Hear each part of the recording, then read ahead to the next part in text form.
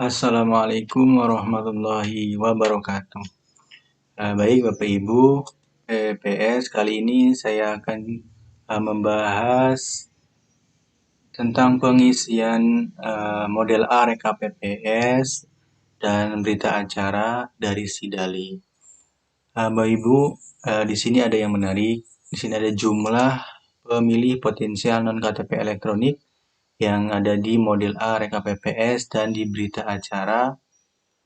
Ya, di berita acara rekapitulasi daftar perubahan pemilih. Ini adalah bahan Bapak Ibu PPS dan PPK nanti di rapat pleno di tingkat desa atau di tingkat kecamatan, ya. Jadi seperti ini Bapak Ibu. Ini ada jumlah pemilih potensial non KTP elektronik. Di yang kita pahami, jumlah pemilih potensial itu pada kegiatan pencoklitan yang dilakukan oleh Pantarli, jumlah pemilih potensial itu adalah jumlah pemilih baru. Benar, ya? Nah, ternyata Bapak Ibu, jumlah pemilih potensial yang ada di model harapan ini itu bukan jumlah pemilih baru Bapak Ibu. Ternyata yang diharapkan KPU atau yang diinginkan KPU, jumlah pemilih potensial di sini adalah sama halnya dengan jumlah pemilih aktif. Di video sebelumnya, pengertian jumlah pemilih aktif itu, pemilih aktif adalah pemilih yang mempunyai hak aktif untuk memilih di pemilu tahun 2024 nanti. Jadi, jumlah pemilih potensial non-KTP ini adalah jumlah pemilih potensial yang mempunyai hak memilih di pemilu tahun 2024 nanti, tetapi yang belum mempunyai KTP elektronik. Seperti itu. Nah, kemarin rumus jumlah pemilih aktif itu adalah pemilih sesuai, ya, yang ini, ditambah pemilih baru dan ditambah pemilih ubah, itu jumlah pemilih aktif. Ya, jadi ini sama Ibu ya. Nah, untuk menentukan jumlah pemilih potensial KTP elektronik ini ingat Bapak ya, ini bukan jumlah pemilih baru, tapi ini adalah jumlah pemilih yang mempunyai potensi memilih di tahun 2024 nanti, tapi yang belum mempunyai KTP elektronik. Seperti itu. Jadi caranya seperti ini Bapak Ibu masuk ke DPS ya Ibu, dari Sidali, ini turunan dari Sidali. Bapak Ibu masuk ke bagian yang Z ini Ibu. Ya, bagian yang Z ini. Terus di statusnya ini ya Ibu, ini statusnya. Jadi jumlah ini ya.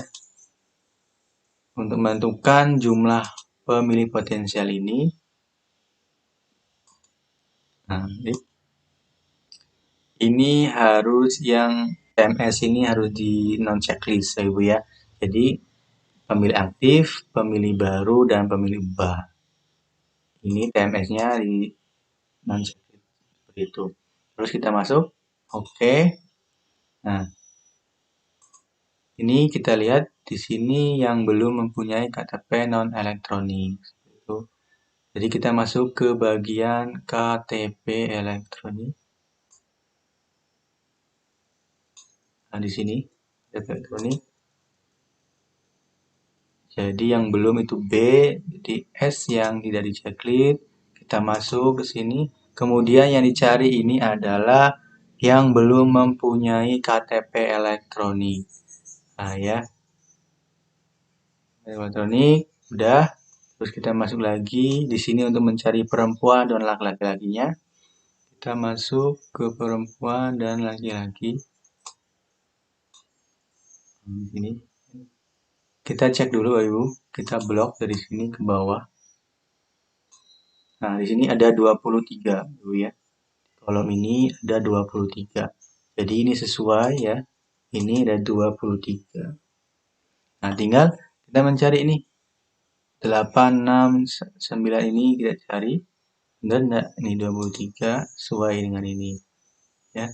Kemudian kita untuk mencari per TPS-nya cukup kita ketik di sini di TPS 1.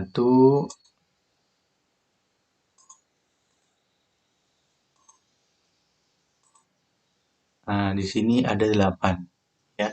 Ini jumlahnya 8.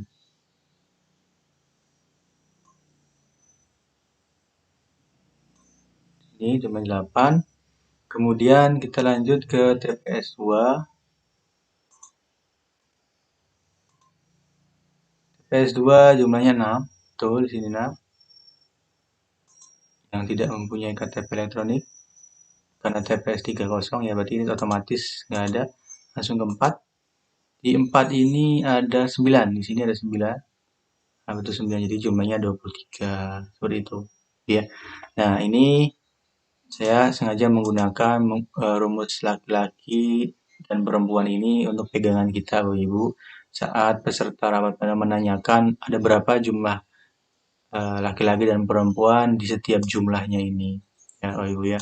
Ini buat pegangan aja seperti itu. Tapi untuk aslinya yang Ibu Bapak Ibu bagikan ke peserta pemilu itu hanya dalam bentuk jumlahnya keseluruhan aja ya. Yang pemilih baru jumlahnya berapa, pemilih berapa, dan pemilih potensial berapa, seperti itu Bapak Ibu ya. Ini 23 Bapak Ibu.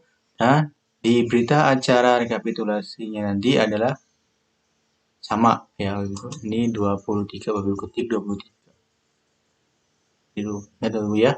Pemilih potensial ini bukan sama dengan pemilih baru, tapi pemilih ini sebenarnya itu sama dengan seperti pemilih aktif. Seperti itu ya Bapak ya. Lanjut. Kita lanjut masuk ke sini ya Ibu ya. Untuk mengetahui perempuan dan laki-lakinya, ini sudah ya. Kita masuk ke bagian perempuan dan laki-laki. Ini masih TPS 4 ya. Laki-laki, nah di sini jenis kelamin, kita tinggal masuk aja Ibu. Laki-laki klik, laki-lakinya berapa, seperti itu. Nah, di sini ada perempuannya ada 4 di TPS 4, perempuannya ada 4. Perempuannya ada 4. Ada 5, 1, 2, 3, 5, berarti laki-lakinya karena ini 9, berarti ini 4. Kita buktikan aja. Lakinya, nah 4. Sama juga Bapak Ibu, untuk masuk ke TPS 2 misalnya seperti ini. Coba aja di sini, TPS 2. Nah, ini laki-lakinya ada 4, nah berarti sisanya adalah perempuan. Seperti itu Bapak Ibu dan seterusnya. Nah, jadi yang perlu kita ingatkan Bapak Ibu,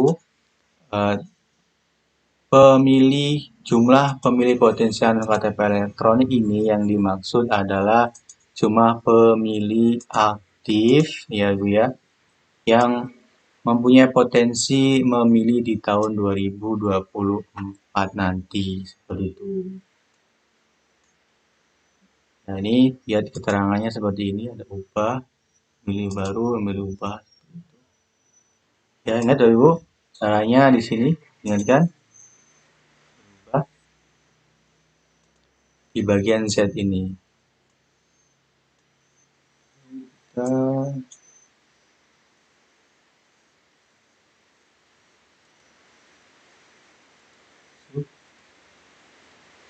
Oke, baik Bapak Ibu, jika ada pertanyaan silakan tulis di komentar.